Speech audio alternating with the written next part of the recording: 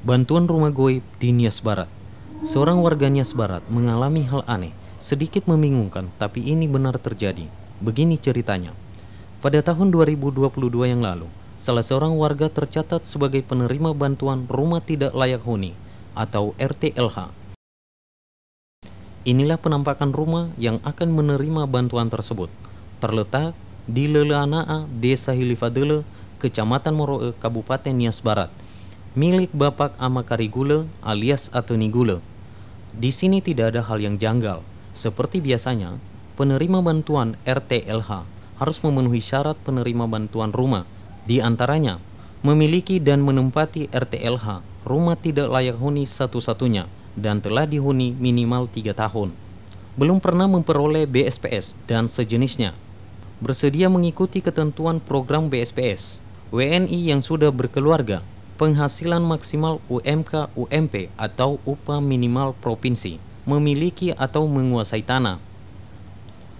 Pada saat dikonfirmasi dengan pemilik rumah tersebut, Bapak Amakari Gule membenarkan bahwa datanya telah diverifikasi dan terbukti saat dicek di Dinas Perumahan Rakyat Nias Barat dinyatakan berhak menerima bantuan RTLH. Dan saat cek daftar nama penerima bantuan rumah, Bapak Amakari tercatat di urutan 13. Nah, di sini hal mistis pun terjadi. Sejak saat itu, Bapak Amakari mengaku rumahnya sering didatangi sekelompok orang yang tidak dikenal.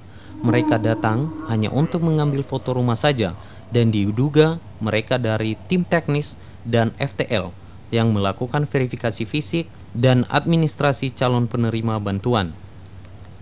Keanehan pun mulai tercium saat rumah-rumah bantuan warga di Leleanaa mulai dibangun satu persatu. Namun, janggalnya di sini, hingga selesai pembangunan RTLH di Leleanaa Hilifadele, Bapak Amakari tidak juga mendapatkan info baik perbaikan rumahnya maupun kendala pembangunan. Karena merasa ada yang aneh, maka Bapak Amakari mendatangi Dinas Perumahan Rakyat di Nias Barat dengan harapan ada feedback terkait datanya yang sudah terverifikasi dalam penerimaan bantuan RTLH. Setelah dicek dan data Bapak Amakari yang sebelumnya terdaftar dinyatakan hilang bagaikan ditelan bumi, pihak Dinas Perumahan Rakyat pun bingung data itu bisa hilang secara misterius.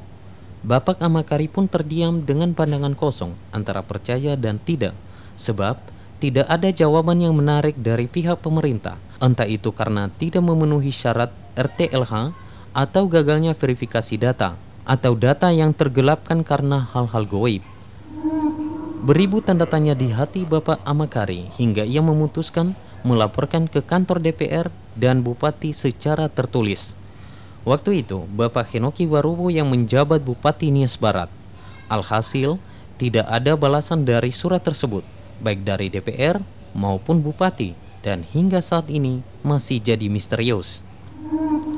Untuk diketahui, tahap pembangunan rumah bantuan mengajukan diri untuk menerima BSPS, Bantuan Stimulan Perumahan Swadaya. Kepala Desa mengusulkan bantuan BSPS kepada Bupati. Usulan diteruskan ke Kementerian. Kementerian merekrut menetapkan tenaga fasilitator lapangan (FTL). Tim teknis dan FTL melakukan verifikasi fisik dan administrasi calon penerima bantuan.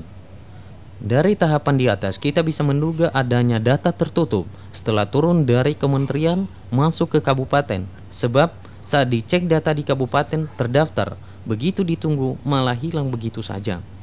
Di sini harusnya DPR juga berperan penting menindaklanjut laporan masyarakat. Mereka adalah perwakilan rakyat. Namun, apa yang terjadi? Jangankan ada feedback dari keluhan masyarakat, surat pun tidak dibalas. Kita juga tidak bisa menyalahkan Bupati sepenuhnya. Bupati hanya bisa menetapkan dan memutuskan berdasarkan laporan yang diterima dari DPR. Kita berharap ini akan ditindaklanjut Bapak Bupati Henoki Warubo. Apapun hasilnya, bagaimanapun jawabannya, warga senang jika ada ketransparansi pemerintah dengan masyarakat.